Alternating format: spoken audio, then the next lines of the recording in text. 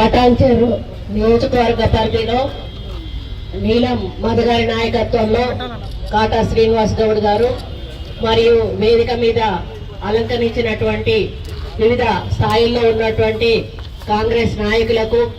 మరియు కార్యకర్తలకు ఇక్కడ వచ్చినటువంటి ప్రజలకు అందరికీ కూడా నా హృదయపూర్వక నమస్కారం। ఈరోజు రాహుల్ గాంధీ గారి 53వ పుట్టినరోజు సందర్భంగా పెద్ద ఎత్తున ఈ కార్యక్రమాన్ని ఏర్పాటు చేసి నన్ను ఆహ్వానించిన మీ అందరికీ కూడా ప్రత్యేక ధన్యవాదాలు తెలియజేసుకుంటా ఉన్నాను। మరి రాహుల్ గాంధీ గారు ఒక ఏఐసిసి ప్రెసిడెంట్గా ఉండి కూడా నేను ఏఐసిసి ప్రెసిడెంట్ పదవి నాకొద్దు, నేను ప్రజల్లోకి వెళ్తాను, ప్రజల సమస్యలు తెలుసుకుంటాను, దాని ద్వారా మన కాంగ్రెస్ పార్టీ మేనిఫెస్టో తయారు చేసి ఎన్నికలకు వెళ్దామని చెప్పి ఆయన అత్యున్నతమైనటువంటి ఏఐసిసి పదవిని వదులుకొని ఈరోజు ఒక సామాన్య కార్యకర్తలాగా మరి దేశమంతటా కూడా పర్యటించి వాతావరణాన్ని కూడా లెక్క చేయకుండా మరి ఆయన ప్రజల్లో మమేకమై భారత్ జోడో యాత్ర చేసి మరి ప్రజల సమస్యలను ప్రత్యక్షంగా చూసినటువంటి వ్యక్తి। మరి ఆ ఉద్దేశంతో ఆయన ఆలోచనలతోటే ఈరోజు కాంగ్రెస్ మేనిఫెస్టో తయారు చేసి 6 గ్యారంటీలను అమలు చేసే కార్యక్రమానికి మన తెలంగాణ గడ్డ మీద శ్రీకారం చుట్టడం జరిగింది। అదే క్రమంలో కేంద్రంలో ఎన్నికలు జరుగుతున్న సందర్భంలో కూడా మళ్ళీ మన తెలంగాణను సెంటిమెంట్ గా తీసుకొని ఇక్కడి నుంచే కేంద్ర మేనిఫెస్టోను కూడా ప్రకటించినటువంటి ఘనత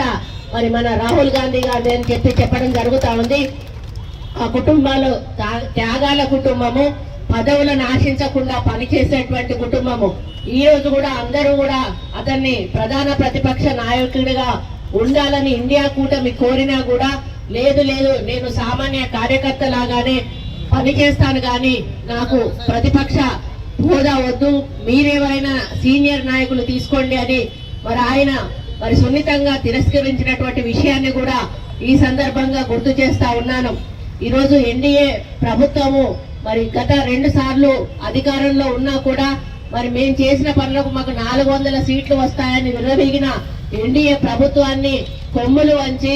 ఈరోజు మరి గెలిచినా కూడా ఓడిన చందంగా మరి వాళ్ళు నైతికంగా కాంగ్రెస్ ఇండియా కూటమి గెలిచింది అనేది ప్రజలు అనుకునే విధంగా ఈరోజు ఎన్నికల్లో మనం సీట్లను సాధించుకోవడం జరిగింది। కాబట్టి ఈరోజు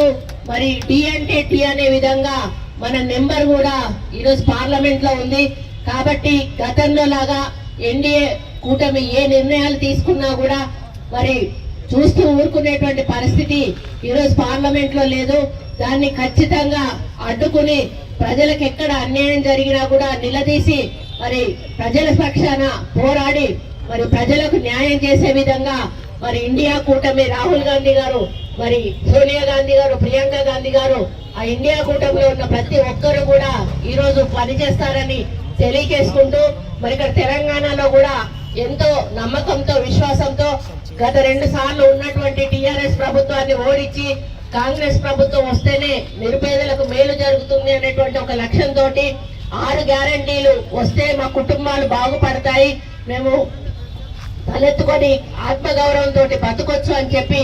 ఈరోజు కాంగ్రెస్ పార్టీని కూడా గెలిపించి ఇక్కడ రేవంత్ రెడ్డి గారి నాయకత్వంలో మనం ప్రభుత్వం ఏర్పాటు చేసుకోవడం, రేవంత్ రెడ్డి గారు కూడా 6 గ్యారంటీల అమలును మరి వెనువెంటనే చేపట్టి వాటిల్లో ఇప్పటికే మరి 4-5 గ్యారంటీలను కూడా అమలు చేస్తున్న సందర్భం మనందరికీ కూడా తెలుసు। ఇక రాబోయే రోజుల్లో మరి మొన్ననే ఎన్నికలు అయిపోయాయి, మరి నీలం మధు గెలుస్తాడని నేను ఎంతో మరి ఆశపడ్డాను, కానీ కొద్ది